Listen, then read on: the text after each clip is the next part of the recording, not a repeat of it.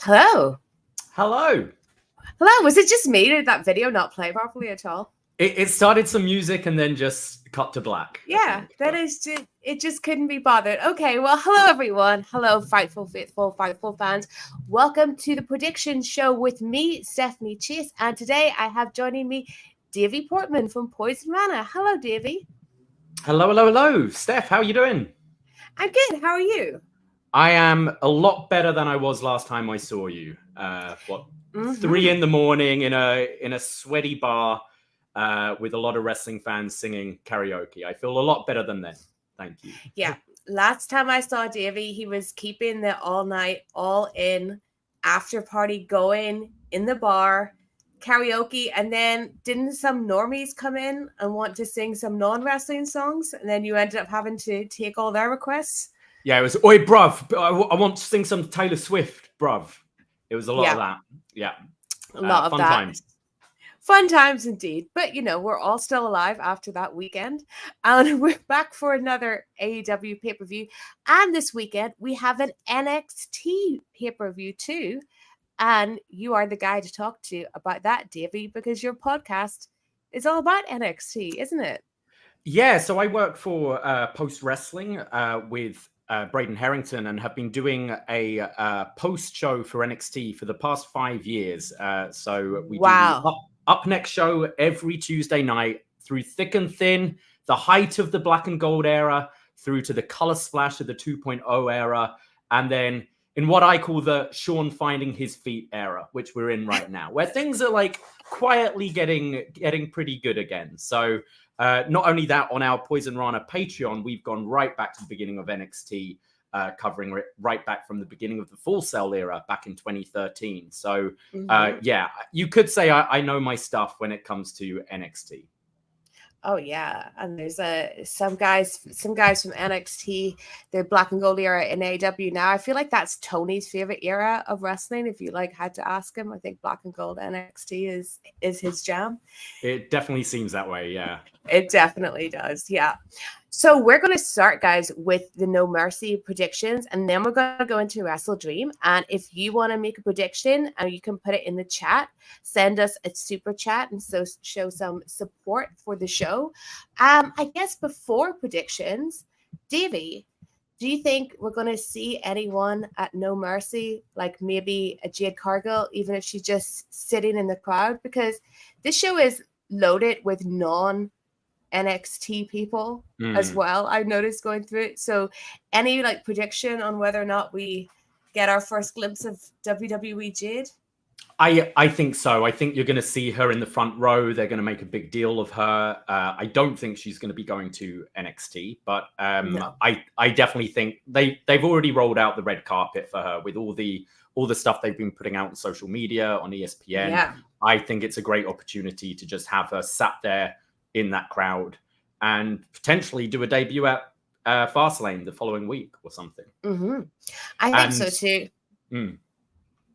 No, I was going to say Brian Pillman Jr. as well is the other one where they started running vignettes this Tuesday for him, it seems. So whether they keep those vignettes going for a little bit or just, do the classic front row at TakeOver, that kind of thing. They're the two people I expect to probably see there. I think what they've done with Jade has been fantastic, so far. I know she's not appeared on TV, but announcing it like that in social media, having her do interviews and stuff like that. And it's been really cool. I'm so excited to see her in WWE. I think they kind of dropped the ball a bit in AEW. I know every time I say that, I've got people jumping at me saying, no, she did everything she could. In 2 years, everything in 2 years. Yeah. Don't remember any Britt Baker match, any Shida match, any Jamie Hayter match or anything. She was in her own. She took over the Codyverse, basically. She did, yeah. And now she can be back with Cody. But I'm excited to see it. Brian Pillman Jr. less hyped for, but you never know. You never know what they can do with him. I mean, I think NXT will be good for him. I think, doing the live circuit, being in the PC every day, he's definitely got name value. And the fact that he just looks so like his dad as well, I think can bring back some of those old people that's wait, is that Brian Pillman's kid? he was definitely improving towards the end of his AEW run in ring. So I'm curious to see, but definitely NXT has to be his destination. Mm-hmm. Well, let's kick off No Mercy. I think this one is on the pre-show. We have Blair Davenport versus Kalani Jordan. Is this one that you're hyped for? I think this seems to be the one that no one's got anything to say about. Sorry, girls. I can't say so. It's this weird thing WWE does when they release people, especially in NXT, because we've seen Mustafa Ali was meant to have a match on this show. And Dana Brooke, since going back to NXT, has been kind of doing this. We've been joking, calling her Deathmatch Dana. She's like trying to show her edge, and she's being a bit meaner. And she's taken Kalani Jordan, who just looks like a Disney star, under her wing, and trying to make her a little more mean and vicious. And you just had the classic thing on this week's NXT where it's Kalani not saying, yeah, Dana Brooks left, but, oh, I've been having a tough week. Which, you know, Wesley had a tough 6 months after something happened and he was no longer a tag team champion. Not as tough a week as Dana, Kalani. Not as tough a week as Dana. No, I know. So, and Blair's currently in a feud with Gigi as well. So I see this more of a match to set up an angle between Blair and Gigi. Yeah. Winner, I'm going to go for Blair. Yeah, Blair, 100%. Yeah. The NXT Tag Team Championship match, we have Tony Delangio, sorry, I don't know how I'm saying that, and Channing Stacks Lorenzo versus the Creed Brothers versus Los Lotharios, and versus OTM. Okay, sorry, yes. I have not seen the most recent NXT. Who have you got for this one? So OTM is out the mud. Lucien Price and Bronco Nima. It's SCRYPTS, like kind of street gang group he's got going on. This match came about over dinner. D'Angelo and Stacks just invited people over for dinner and was like, hey, how do you want a tag match? This I'm not really interested in. I want them to pull the trigger on the Creeds. I want the Creeds to get out of this kind of goofy stuff they're doing and just be a killer tag team, because they are the best in the division right now. And it's something I'm really missing, something I don't think they've rehabbed too well, is the tag division, which always used to be like kind of the crowning jewel of NXT back in its glory days. So I'm going with the Creeds. The Creeds are really good. Yeah, I'm really high on the Creeds as well. They always really impress me. Next, we've got, speaking of pulling the trigger, Baron Corbin versus Bron Breakker. Baron Corbin, one of many WWE main roster guys on here. I'm going to go for Bron Breakker in this one and hope that Baron's there to put him over. I'm going for the fans on this one. Like, what a match. Baron Corbin, Bron Breakker. I see a no contest here. I think we're going to get the return of Von Wagner after his iron head was caved in by Bron Breakker. And I think both these guys are getting tabled. And I think the crowd will really enjoy it. I think it'll be pretty fun. They had a good pull apart this week on NXT, but I don't think it matters who's winning this one. I think it's for a big return of Big Von.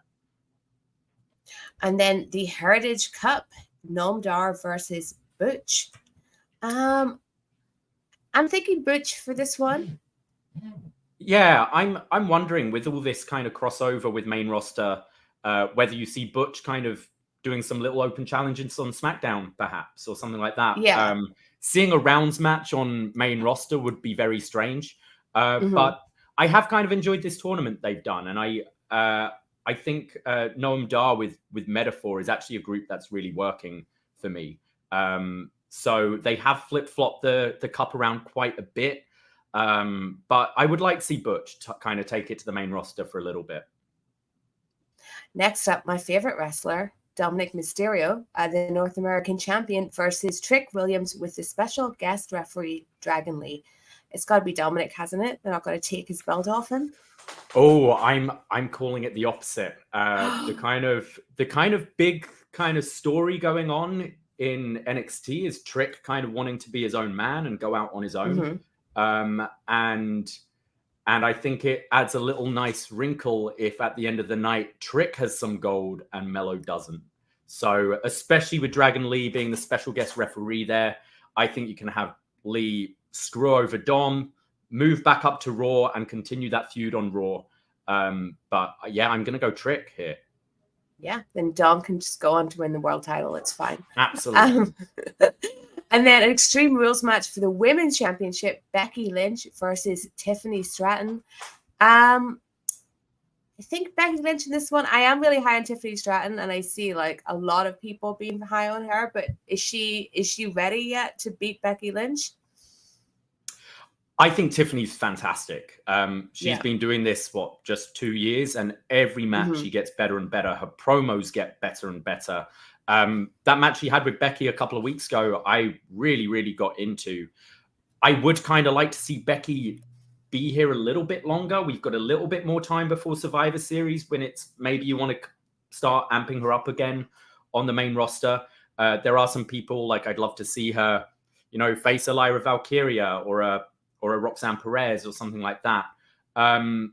So I think Tiffany doesn't necessarily need to win this one. I think now you're going to see hopefully a bigger audience see how good Tiffany Stratton is. Yeah. The other option is, do you do a thing with Jade where Jade could be the one to beat Becky for the NXT Championship and just have this short run, kind of do what Kevin Owens did when he goes up to the main roster with the title for a little bit and debut her that way, perhaps? Yeah, I think that would be cool. I think Becky being on the show makes me think about if they could do something with Jade, because even if maybe it's like the more unlikely scenario that Tiffany wins, you could have Jade confront Becky to set up a Raw or SmackDown feud, a main roster feud between them as well. Like, I feel like if you're ever going to show Jade in the audience or do anything with her, it would be during this match. Yeah. Also, being Extreme Rules, like you can totally have something screwy with Jade costing Becky, perhaps. Yeah. And finally, Carmelo Hayes versus Ilja Dragunov. I think Carmelo's retaining here. I guess maybe him and Trick could both hold gold. I don't know, but I got to go with Carmelo. I'm going with Dragunov. I think it's his time. This is a rematch. They've done it before, so I don't know if you're going to have Melo win 2 times in a row. Last time it was Trick that cost Ilja the title. Maybe Trick accidentally cost Melo the title this time round. I see Melo going up soon, and if you follow kind of his socials and stuff, he has kind of been teasing stuff with whatever Lashley and the Street Profits are doing, and that could be a way to get the title off him and move him up. And see Ilja's run, because I think I love any Ilja Dragunov match, so I think it could be his time. Yeah, I feel like Carmelo is one of the ones that people have been talking about the longest as far as going up. I know, like, I interviewed him ages ago and it felt like he was about to go up, and then he's still not there yet. So I could see that for him before the end of the year. That is NXT No Mercy. What's your hype level for it? Hot, cold, lukewarm? I've really been enjoying NXT recently. I think they've been starting to put on really good matches on TV again. And actually, they have pretty logical storytelling, as goofy as it can be at times. You can see the destination they're trying to go to with some stuff. And it's definitely come out of that 2.0 era. So I'm looking forward to this. I think the 2 world title matches are going to be fantastic. And I think we'll have some fun on the undercard as well. Yeah, it feels like Sean has kind of found himself with NXT the past couple of months, really. He's really pulled it together. But speaking of goofiness, I mean, we can't really knock it, because next up we've got WrestleDream, and there's been some goofy things happening in AEW recently that we can get into. We have 10 matches so far for WrestleDream, but you know what Tony's like. He's probably going to add a couple more on Rampage and Collision, so there'll be some we don't cover.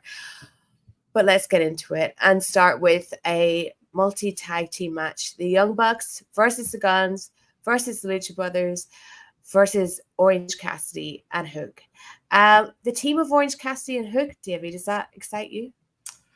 Not really. I want to see Orange continuing the singles stuff. Yeah, me too. It's like, I think this would have been fun a year ago, but I think Orange, like, he is a main eventer now. He main evented the last pay-per-view, and in loss, I think, made himself as well. So I don't want to see him in the tag division right now. No, it's weird because we've got the former international champion and the international champion in this multi-tag person match. Yeah, I think that I've been wanting Hook to do solo stuff for a while. They always do Paramount with someone. And then the Orange Cassidy stuff he was doing so amazingly well. And then remember when he came out in Dynamite after he lost the championship? And it made it seem like he was going to continue just, fighting on and taking on challengers and working his way back up to it. And no, he's hanging around with Hook now. Not that there's anything wrong with hanging out with Hook, but still. The Guns, I really enjoy being in Bullet Club Gold. The Young Bucks, this just feels like a weird step for them. Like, I just wish these guys would actually be a tag team in the tag team division instead of finding ways to, like, get out of just being a straightforward tag team. Okay, this is my gripe with Tony Khan, like, all the time. You've got in this match, you've got the ROH 6-man tag team champions, you've got the international champion, and you've got the FTW champion. Like, can we just have tag teams go for tag team gold and singles wrestlers go for singles gold and trios champions be for trios gold? And this happens all the time. Like, as soon as way back when Darby wins the TNT title, better do tag matches with Sting for the next 3 pay-per-views. It's bizarre, and this match does have me cold. I think it's gonna, like, the talent is there. It's gonna be a fantastic match, but I can't say I'm really too interested in it, and it does feel very thrown together last minute. Yeah. I'm not sure like that it's actually going to be that good just because there's so many people in it that just like looking at all their names together feels like it's just going to be like a little bit messy. But you are right that Tony just has this habit of he doesn't focus enough on the tag division. I think the trios division brought down the tag division, and he just doesn't have enough discipline to be like, right, these are our tag teams, and then these are the guys in certain like sections of the singles division. So then we get these like jumbled up matches where we've got a guy like Hook that should be on some kind of solo path to something, like maybe a TNT championship shot or something. You've got Orange Cassidy who's just lost the belt, the Young Bucks that just refuse to actually operate within the tag division despite being the tag team that the company's based on, and everything else. Like, wow. I don't even know how you go about predicting a winner for this, because I don't actually think the outcome of this will have any bearing on anything. I'm just going to guess Orange Cassidy and Hook just as a fun thing that maybe leads them both to have solo adventures, but it feels very inconsequential to be putting like brain power into thinking who it's going to be. I don't think they've said for when this match is it? So this could just be a throwaway Dynamite match or collision match. It's also like whether you see FTR retaining, because I mean, if you're switching to Aussie Open, which is something I think they could really need at this point to kind of make them seem a bit more credible, you could go with the Young Bucks and have that, but also Young Bucks are tied up with ROH stuff. So I think the likelihood it's going to be Orange Cassidy and Hook, and it will be a match in like 2 weeks on Dynamite. Yeah. Next up, we've got Wheeler Yuta versus Ricky Starks. I think this is actually going to be a really good match. Ricky is coming off, I think, one of the best matches of the year at the last pay-per-view. I think Wheeler Yuta is always really fantastic. I think for this one, I think Ricky is going to take this one just because I think he's more on the come up. Wheeler Yuta always does pretty well out of things, but like Ricky, I feel like they're giving Ricky everything they can possibly give him right now just to make sure he doesn't, follow his best friend Jade Cargill out the door. So I'd have him win this one, but he's been really great recently, and I always like Wheeler Yuta. I'm really enjoying Ricky Starks at the moment, and but I do hear so many people are like, yeah, he had a great match against Danielson, but still doesn't really do it for me. And I think a lot of people are still on the fence with him in seeing him in that kind of main eventer role. I actually thought Yuta sounded really good this week on Dynamite as well, but he's someone who can take the loss to Ricky Starks, have just another really good hard hitting match. Ricky showing that he ain't just pretty Ricky. He can, mix it with the BCC, but ultimately I think he really needs this win here, especially after a couple of losses to Danielson. I think people would be higher on Ricky as the main eventer if they were just more consistent with him. And he's had some really bad luck. Like what happened with Punk was bad luck for Ricky, even though he ended up with a Danielson match. And his storyline with Punk was kind of weird too, because Samoa Joe was in there and there was other people involved, even Jay White and everything. And then he got stuck in the Jericho feud earlier in the year. So I would like, if he sticks around, some more consistency with him. But yeah, I think Ricky's going to take this. Up next, we have a 6-man, Kenny Omega, Chris Jericho, and Kota Ibushi versus Takeshita, Sammy Guevara, and Will Ospreay. I don't know about this one. I think it'll be good. I'm sure. But I don't know what Kenny has done to deserve. Like, he's teaming with Jericho and Collision for a match. I don't know what Kenny has done to deserve this. At like being sucked into this stuff. Kota hasn't looked great since he came back. Takeshita, I love. Sammy, I just could not care less about this Sammy Jericho thing, and I'm yet to see anyone like ever react to it on TV. It's so bad. And Ospreay, he's always great, but I think that I just feel like they had such stuff with Takeshita and Omega, and it's just always been the way like that. This Jericho callous stuff just gets in the way of it. I don't know. I'm not excited for this one. I'm with you. I feel kind of exactly how I felt going into All In with the 6-man. Yeah. What you're forgetting is we're actually getting 6 singles matches here of different combinations. It's not a trios match, but some absolutely ridiculous feedback we got over All In. But yeah, I find the Ospreay pairing is just absolutely bizarre because I believe he's a huge baby face right now in New Japan. And you watch All In, he's a huge baby face. Like, he lives an hour away from the stadium, and he's coming out with the biggest heel in the company, Don Callis. If we are getting Omega Ospreay 3 at Wrestle Kingdom, that ain't the story New Japan has been telling. Like, he's starting to speak Japanese and endearing himself to the fans and that kind of thing. So that pairing's weird. I'm definitely with you with Sammy Guevara. It just feels a little too late on this whole thing. What did you think of the Guevara Jericho match in Dynamite? It was because I thought it was one of the worst matches they've put on in this entire year. They both they missed quite a few stuff. There were like a few slip-ups. Yeah. I kind of enjoyed the callback to Shawn and Jericho from 19 because that's one of my favorite matches, and I kind of clocked it with the gear and stuff. But I'm just, these Jericho feuds always go on so long. Awful. And Sammy Guevara, if this was like back at the beginning of his TNT Championship run, you might have me invested here. But it's just a little too late. And Ibushi is someone I kind of just want to see do a singles and prove himself, because he's not impressed in these multi-man matches so far. When they played that video, I think it was the week before this Guevara Jericho match that showed like Sammy's, career in AEW. And I just thought, mate, like, you should be embarrassed. Like, you've had 4 years of just this thing with Jericho. Like, it's just been so bad. And then we're at this point now. Like, there have been other points throughout the past 4 years that people might have cared about these two, but it ain't now. And I think it's just watering down like the Omega Takeshita stuff. And I think, people have a real affinity for the Golden Lovers pairing, for Omega and Ibushi as a pairing. So like, imagine that's your dream pairing, and then Jericho inserts himself in the middle of it like a third wheel. Like, it does always seem the way. Visual. Like, it is always Jericho. What seems popular right now? Let me get into that. I'm surprised he's never been in the Bullet Club at some point. Like, it's. Don't put that out there. Please, God.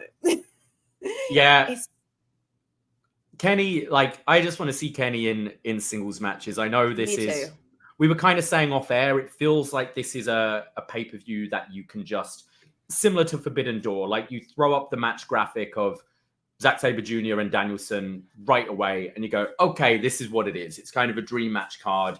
We're not necessarily going fully into a lot of the the big AEW singles feud. So I imagine Kenny has his singles at Full Gear, but I can't say I've been too enjoying. It's just been messy. Like all the characters, I don't feel are particularly in the right place right now. No. I find it very hard to take Jericho as a baby face at this point. No, that does not work like one bit. Yeah. So, but I think you continue with the heels winning. I think you've just put Sammy in this group. You're kind of telling this story that Kenny hasn't won since Callis turned on him, and you can't have Kenny getting that win in a trios match. It's got to be a big singles match on a bigger stage. Yeah, I think Sammy has to pin Jericho, or he just looks like an idiot, because he looked like an idiot the other week for taking a loss to him, even though he'd already turned to the dark side with Don Callis, just been unable to actually beat him. Next one. Okay, here's one I'm really looking forward to. Christian Cage, 2 out of 3 falls versus Darby Allin. I love Christian. Christian's an example of what a man in his 50s should be doing. Just fun stuff, having great feuds, being a really good heel, not like stealing, heat from anyone. I think I would love this. I've loved maybe all of Christian's most recent matches, so I hope he wins. I think that Darby's had the TNT Championship so many times that he feels like really synonymous with it. Now that Cody's gone, so yeah, I think Christian can do more. But what do you think? And do you think Christian has any friends that he might want to bring to WrestleDream? Oh, I mean, I think that is on the cards soon. And the dates all line up. It could happen. I'm with you. I don't think Darby's winning this. He's held this too many times. He needs to move on to other things. I think there's also the story. He never will. No. There's also the story Christian and Luchasaurus. Luchasaurus holding the belt in the match where you're going to play some dissension between them. I think Christian probably deliberately throws out the first fall by just attacking, like DQing himself, and then picks up the scraps, is what I'm thinking. But yeah, where does an Edge and Adam Copeland fit in with this kind of iteration of Christian? Yeah, I'm not sure, because what I want Christian to do is date Nick Wayne's mom for sure. And then do a kind of angle where at first Nick is reluctant to accept Christian as his new dad, but then Christian does successfully get him to accept him. But I don't know where Edge would come into any of that. Like, I'm not factoring him in on it. I mean, do you feel like because Christian's there, if Edge is coming in, they have to be brought in, like he has to be brought in with Christian? Or do you think there's any way of them doing it and he's nothing to do with Christian for the first however many months? Yeah, it would just feel weird if they maybe debut Edge on something bigger in a more singles capacity, and you can have them, cross paths and backstage and hug, and you show that they're still friends, even though Christian's a bad guy right now. You can always do the pairing of them. Like Christian has been saying, like my real partner, where he's meaning Luchasaurus, but you're looking through it between the lines, and it can be Edge. Whether you do the team where, Edge just sees the good in this guy and, well, he's my buddy, and doesn't really see all the bad stuff he's doing. I don't know. I do sense a Nick Wayne turn coming. I think that is needed. And justifiably, AR Fox attempted murder on this kid, and Darby's like, it's okay. He helped me out. I know. Speaking of bad angles, that's still my worst angle of the year so far, was just the forgiveness of AR Fox. So Cody in the chat suggesting Edge comes in for the save on Darby's side, and you could do an Edge v Christian thing to start with. Yeah, but then Darby has too many legends on his side. Imagine hanging out with Edge and Sting. That's a lot for one goth to handle, My worry is as well is we've seen what's happened with AEW over the years, where we've been plagued with injuries or people not liking each other or pandemics and stuff. And the big matches you haven't been able to do. And that's what I loved with, Danielson came in and it's like, okay, what's the match everyone wants to see? Kenny v. Danielson. all right, let's do that match before I get hurt. Yeah. Or one of us gets hurt. And that's my worry is I think the kind of dream match, if you will, is FTR, Edge and Christian to a lot of people. So how long would they want to put that off and necessarily risk an Edge or a Christian picking up an injury on the road to that match? So I think you will see them paired together sooner rather than later. My other worry is that I really did not like Edge in WWE, like his past couple of years. I really didn't enjoy it. I hope like if he's with Christian, that might just level him off to not doing any of the bad dramatics that he was doing before. I think he can still go though. I think the best was probably his stuff with Seth, like that Hell in a Cell with Seth and stuff. Like I think he's still got it in ring. But there are some restraints in WWE, and definitely the whole Judgment Day character stuff and injuries and long feuds with Randy Orton certainly didn't help things. Mm-hmm. All right, well, I'm still picking Christian. What about you, Christian? Yeah, Christian. TBS Championship match. Chris Statlander versus Julia Hart. I like Julia Hart a lot, but I don't think she's there in ring yet to carry a championship. Even the TBS one that they seem to forget about even more than they forget about the women's one, though the women's one is not being defended on this show. But yeah, I just don't think she's there yet. I would say keep it on Chris. I think so, and continue kind of this weekly sort of open challenge thing Chris Statlander's doing. She is one of the strongest women in the division and can be putting on like compelling matches on TV when they book them. I think Julia Hart has improved. I thought her moonsault looked beautiful this week. But yeah, this is one, unfortunately, I do have the least interest in. But I see a Chris Statlander win. Yeah, me too. The Ring of Honor World Tag Team Championship match.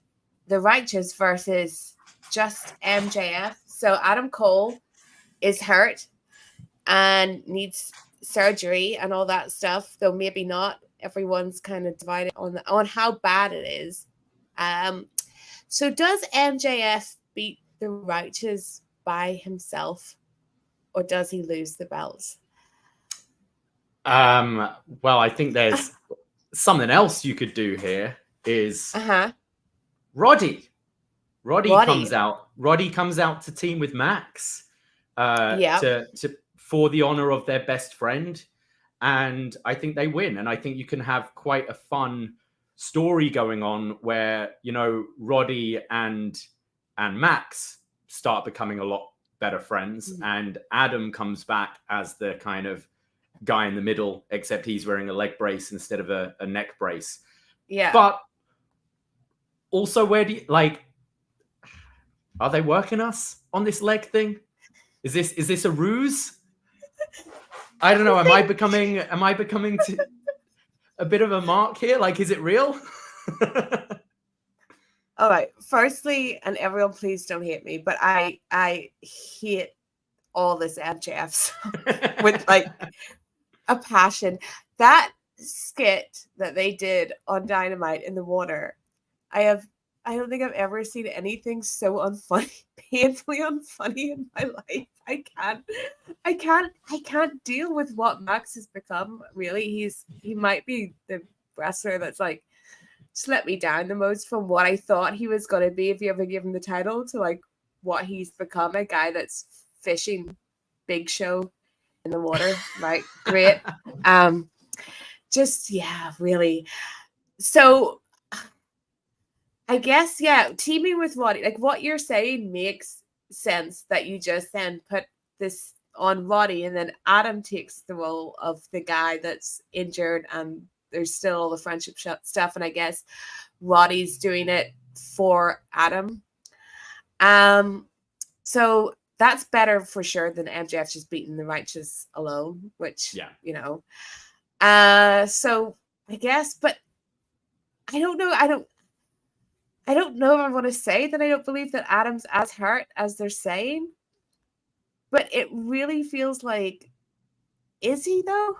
Because that's tremendously unlucky for him. Yeah. To be that hurt. I just don't know about this one. I mean, it would be, and if it is an angle, if it is a work, it's tremendous. You know, like this whole time, Adam Cole has been, you know, making MJF wrestle weekly, whereas he used to work like 6 matches a year or whatever. He's making him work twice in one night. He's getting him to work a handicap match, and he's just now like out with this injury. Like, that's fantastic storytelling. Or he's really injured and we're pivoting and we're seeing what's the best we can do out of a bad situation. So I don't know. I don't know on this one. Well, who do you think attacked Jay White? So how many masked men were there here? So I think there were 4. Okay. So I guess logic says it's, well, okay, whether or not Adam was one of the people, like, because he could be the devil one, depends on whether or not you can believe he can physically walk, right? Yeah. And then you've got like Roddy, and you've got like Kyle, and then the Kingdom, like Kyle could come back. My God, could they bring back Bobby Fish? Like, are we that invested? Are we that invested? I mean, the black cloud has gone now, hasn't it? Where is the lie? Or are these must people, or at least the leader of them, someone else that we're not even, you know, thinking of in this scenario? Like, something that comes to my mind is, could this be Adam Cole with Juice and the Guns? And he's taken over Bullet Club Gold. He's taking over that, yeah. He's kicking out Jay White. Jay White has established himself now. And I think as much as like his debut, I don't think completely hit. I think this Bullet Club Gold thing has actually helped in the long run, and it has made him feel more prominent. But he's a guy that could stand on his own, and it could all be part of this master plan to have Cole now with Bullet Club Gold going after Max, maybe. Yeah. The Kingdom the Kingdom with Kyle just seems a bit meh to me. I love to see Kyle O'Reilly come back, but I hope he's okay. It's been a long time. But yeah, I think maybe Cole is the most interesting. But again, is his ankle really shattered? I know. How do you feel about MJF like not defending the world title on another pay-per-view? Does that bother you? I think now we're getting them coming up so frequently, and you've got. I kind of think it looks worse if you have him defending the title with Danielson and Zach for no title main eventing over it. It kind of makes it seem a little weaker. So I'm okay with it. I'm sure he just wrestled a week ago, 2 weeks ago with Grand Slam. So it's not like he hasn't been defending it. And now you've got so many of these big shows. I think it's okay to spread it out. Yeah. So I guess, are you going for MJF wins with Roddy? Yes. Okay. I think I'll join you in that. The worst possible scenario is MJF beating the Righteous, because that's just like not fair and awful for one man to beat two. Yeah, I'm not looking forward to it. I just don't like this MJF title run. Like, what can I say? When Jay came out to confront him, like, my best scenario would be Jay winning it like at Full Gear, and then we can put this to bed, and then Jay can go on and have like a really good title run. I don't know, but we'll see. But I know a lot of people like the MJF stuff. It's like I'm at the point where I'm scared to talk about how much I hate this MJF title run. It's one of those things. It's very divisive.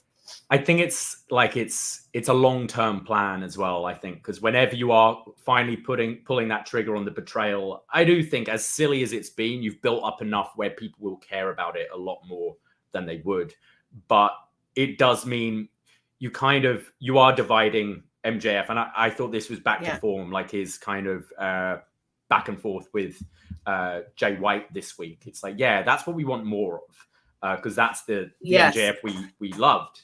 With all his great promos and stuff. So I completely agree with people that are not enjoying it. I completely understand it. For me, it is working. I am compelled.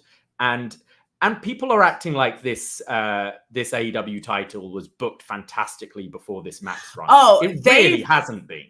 They've only ever booked the first champion well, I think, in history. I don't think they've ever booked a champion well. It's just this one for me is just lessening like the title even more, because it's not like the focal point of his story. It's all about his friendship with Adam, and he's got another belt as well. And I don't know, it feels like it's not how I thought an MJF title would go, whether he was babyface or heel. I didn't think it would go down this particular path, but no, they've never booked the champion well. That's for sure. They can't make the champion like the real focal point of every show. They really dropped the ball with Kenny on it as well, and Hangman I think is the one they dropped the ball most. 100%. Yeah. All right, we'll leave the MJF discourse and we'll move on to the Ring of Honor World and New Japan Strong Champion Eddie Kingston versus Shibata. I think this match is going to be excellent, and I think Eddie Kingston is going to win and retain. Yeah, he needs to know. He needs to learn the name of the title he's holding. Like on Dynamite, he's like, this New Japan World Title Openweight Strong thing, it means the world to me. I'm like, does it, Eddie?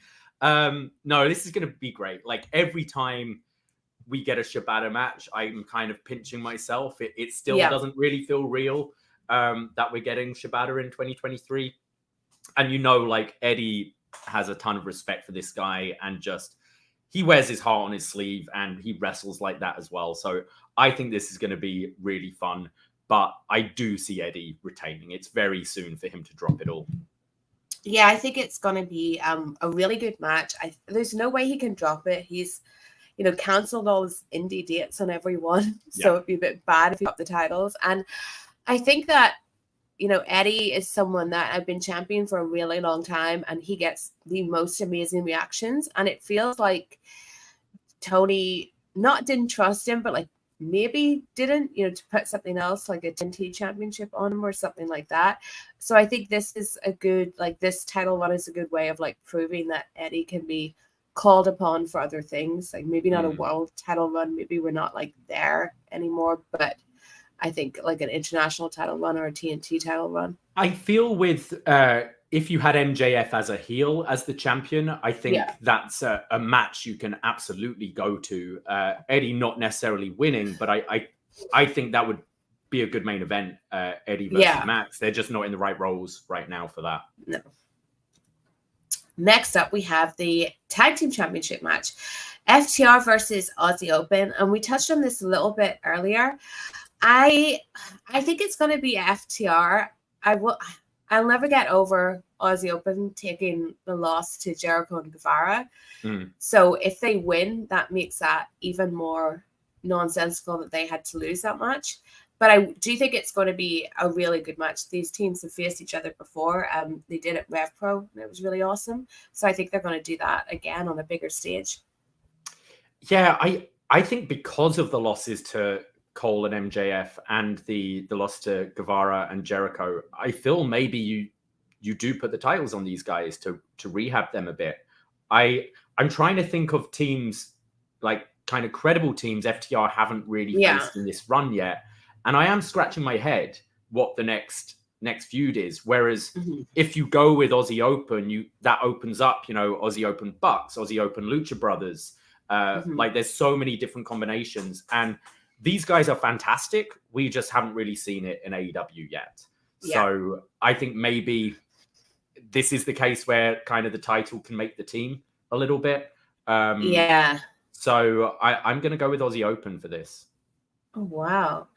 I just feel like it feels almost just too soon from them losing the Ring of Honor Tag Team Championship. Not that you can't do that, but I feel like I was going to say a logical booger would maybe space that out and tell a big story of the team in between. But we're talking about Tony here, and he tends to just, throw things out. So it feels like he probably wasn't planning when Aussie Open lost them that WrestleDream, they would then go for the AEW Tag Team Championship, Can Santana and Ortiz just make friends and realize that they should be in this tag division and they've been in this company a long time and should probably hold those titles at some point?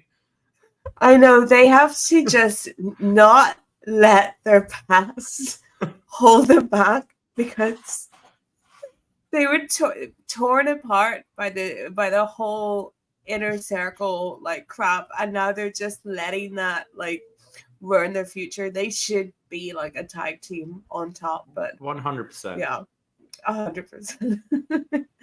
Okay, next up we've got Hangman Page and Swerve. I think other than the Christian Darby match, this match I'm looking forward to the most. I liked the contract signing segment. I liked Hangman's Black Cloud promo. Who knows what he was referring to, but I think in general, no matter who he's had issues with, he just has kind of had a bit of a like weak year. He's been stuck in a lot of elite stuff. And I just wanted to see him have a singles feud. And Swerve is the guy, like, if I had to pick two guys to be my next guys on top, it would be Swerve and Jay. So Swerve's the perfect person for Hangman to feud with. And I think that Swerve's going to win and prove that he was right and Hangman wasn't ready. And then we can have another match and then probably another match. I think this is like a best of three style feud. Like, this is match one. What do you think about it? I agree with everything you just said. I was cheering when they did this first segment. I'm like, yes, Hangman back in singles and Swerve being elevated in a meaningful program. Both are favorites of mine. I think they're both excellent. I've been watching Swerve a long time. I loved his stuff. Like the original Hit Row stuff he was doing in NXT was really clicking, and you started to see when he tapped into that heel persona there how good he can be. And I think he's made the most of the time he's had in AEW, but it's definitely time to elevate him. I think storyline-wise, it makes sense for Hangman to lose too, because Hangman is the best when he's that kind of anxious millennial cowboy and, you know, playing with his feelings and stuff like that and being in a bit of a rut. And Swerve definitely needs a big win on a big pay-per-view in his hometown as well. Like, I think Hangman can absolutely afford the loss, and I think it will make Swerve even a bigger guy.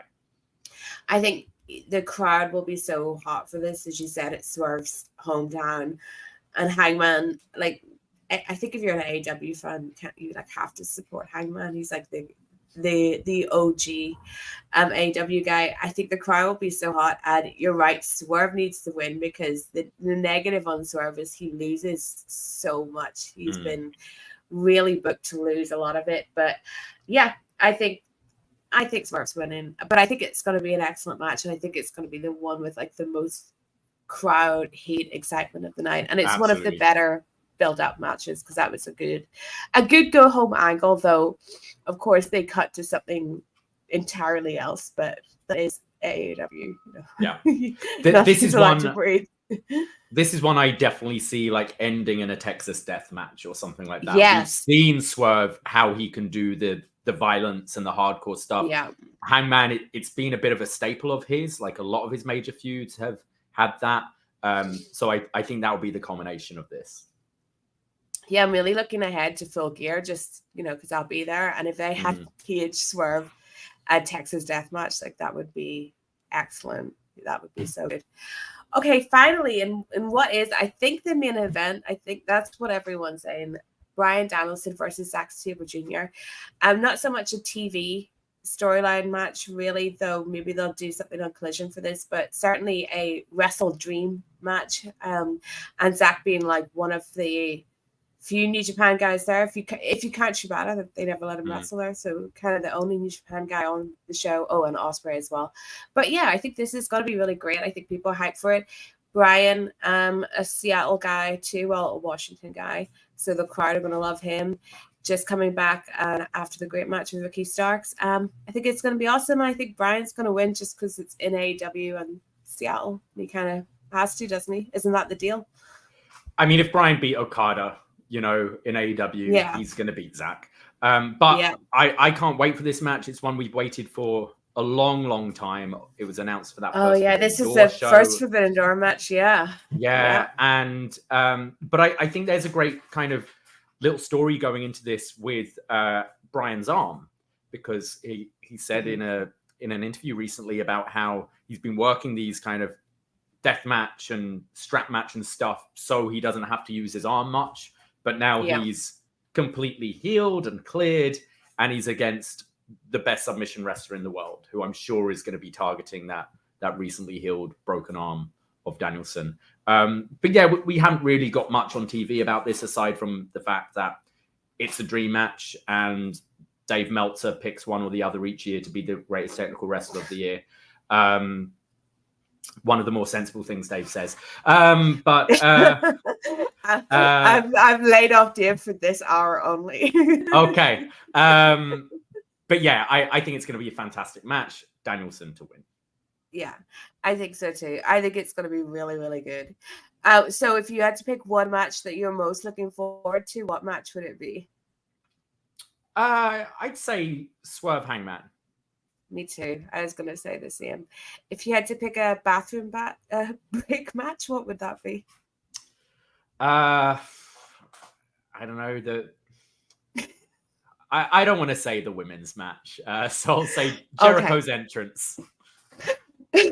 Jericho's entrance and any time he tags in would be what I would say. Yeah. I mean, I even did that at Wembley. But anyway, you used to be such a fan. It's just like it's been a downfall. It's been a downfall. Yeah, I do think it's going to be a really great show. It's a good card. It is just so weird that we're entering into like this era of AEW where there's going to be more than just the 4 pay-per-views. Like, it feels like I was just talking about an AEW pay-per-view because I was all out after All In, and it's like, I don't know, like, what do you think Tony's like new era comment is? Like, there's a few things. It could be, 2 big new signings. Yeah. Like an Adam Copeland and a Mercedes, perhaps. Mm-hmm. People have been chatting as well because all these ROH titles are now going on to featured AEW guys. Is there something with that we could be doing? We can certainly lose a few titles in this company. We could really lose some titles. So is that something we could be looking at? Or is it just, announcing we're doing pay-per-views every month? I'm not sure. What are your thoughts? I don't think they're ready for monthly pay-per-views yet. I can't see that being a thing. That just feels it feels too much. Like, it already feels like there's too much with Collision and with Rampage and with Dynamite. And I think the whole giving Punk Collision was a bad idea. It's a bad idea to give a guy a show for like these problems. But at the same time, it felt so separate then that it was like, if you didn't like Punk, you could just not watch that. And if you did like him, you could pay more attention to that. But now I think Collision feels like more of an extra thing because it's like some of the same people that you're seeing on Dynamite. So that all feels too much. And then adding in like another monthly pay-per-view, I don't think Tony's in the right flow as a booker yet to get to there. Like, he's a great matchmaker, but he struggles from the week to week. But then I guess if he had a pay-per-view every month and the pay-per-views are always really good and he always just uses that to like stop any criticism, that he would have that he would be able to take any criticism at all. So I don't know what it is, but I'm more like apprehensive than excited. It just Tony saying like a new era of AEW with the way things have been going recently. Like, it scares me more than it excites me. Yeah, something I've noticed with the TV recently, I do think, even though the turnaround's been quick, I think the build to WrestleDream has been a lot better than the build we had for All In. And All Out at that. I think they've done a pretty good job with this. But Dynamite's changed quite a bit recently, where we're getting a lot more promo segments and vignettes and that kind of thing than we used to. It used to be you tune in every week to Dynamite and you'd have 2 absolutely killer matches. And maybe it's because I just watch so much wrestling now that they don't hit like they used to.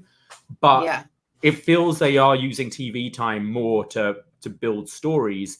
And if that means we're going to lose, like, you know, our Fight for the Fallen special Wednesday nights, our Winter is Coming special Wednesday nights, where you're looking to peak to that, and we're just peaking to a monthly pay-per-view, and whether it be on Max, where it's more like a subscription thing and you still pay for your big four or whatever, like it is more WWE, kind of the structuring of it, but I think we've seen with this build, it has been a little bit more successful. So maybe having that, okay, this isn't just a TV episode, we're trying to sell pay-per-views here, it might focus things and streamline them a little better. And it just means you manage to play with your kind of stars a bit more, where you're not necessarily on every single show, but you have, like, you can have a Danielson and Zach main event this one, and the next one you can have one of your world title matches, and the next one you can look at maybe, you know, the finale of Swerve versus Hangman or whatever, you know, like for an example. I'll be interested to see what they do. But also TK says a lot of things that, you know, is going to shake the foundation of wrestling to its core, and you've signed Leo Rush, you know, it's like, so I always take what he says with like a bucket of salt, you know? I think my biggest fear was, and I don't think this will happen at all, but the way that they ended Dynamite with this attack. And then I just suddenly thought, what if Tony's new era comment is some kind of Attitude Era style kayfabe thing where, like, it's not, you know, we're moving into like 10 pay-per-views a year or something. It's where, like, I don't know, there's some like crazy storyline they've concocted that reminds you of something like in the Attitude Era, and something happens. I don't know, I'm just so more like apprehensive and like literally just scared of directions they might be going in now than I ever have been before, that I worry about stuff like that. Like I worry for the day that Tony gets involved in an angle as a character and like finally fully becomes like on air, you know, Vince McMahon style. He's the man in the mask. It was me, Jay. It was me all along. That is my biggest fear, that the person that takes off the mask is Tony Khan, who's now just a like full-time character.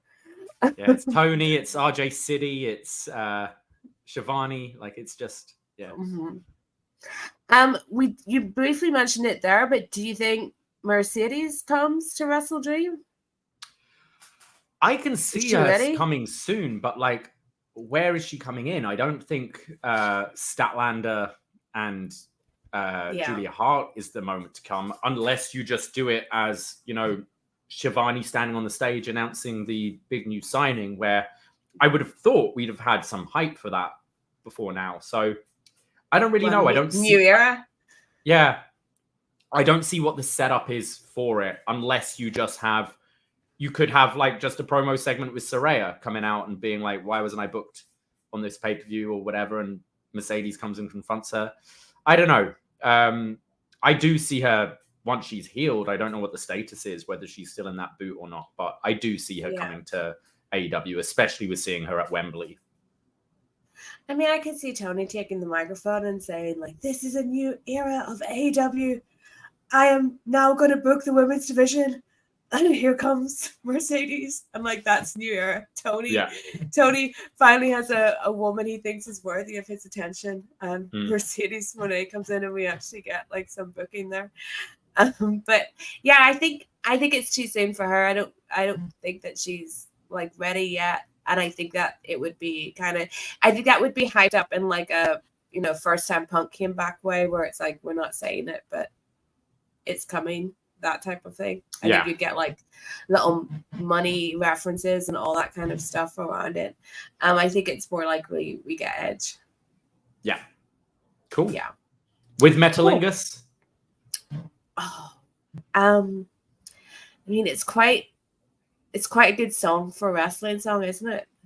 It's always better to have your theme that everyone knows. Like the people that bought song, like that have songs, you know, like Punk that you can bring from promotion to promotion is like the smartest thing you can do, isn't it? Absolutely. It won't be the name though. He can keep his song, but he can't be Edge. Yeah, what is he? Corner, side? He'll just be Adam, won't he? I think he's just Adam. He's just Adam Copeland. You're Adam. Yeah. All right. Well, Davie, thank you so much for joining me. And why don't you tell everyone where they can follow you and everything they can keep up with you over in Poison Rana? Absolutely. Well, you can follow me on my socials at Davie Portman and follow at Poison Rana Pod. We do a bunch of shows over on our free feed and our Patreon. We recently, just yesterday, put out a free show, Best Match Ever, Bray Wyatt, looking at the best moments and matches of the career of Wyndham Rotunda. We really enjoyed that show, and it was pretty cool looking back at his career. Obviously passed away very recently. But we've got a whole lot on our Patreon. It's getting into spooky season where we like talking about stuff outside of wrestling. We're doing a bunch of horror movie reviews, our annual Halloween review. We're up to Halloween 6 this year. And yeah, so if you like some horror stuff, we're kind of you guys as well. But follow us on the socials and everything's on there where you can find us, how to subscribe.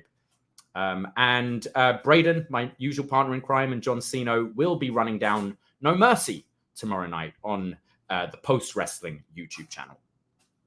Awesome.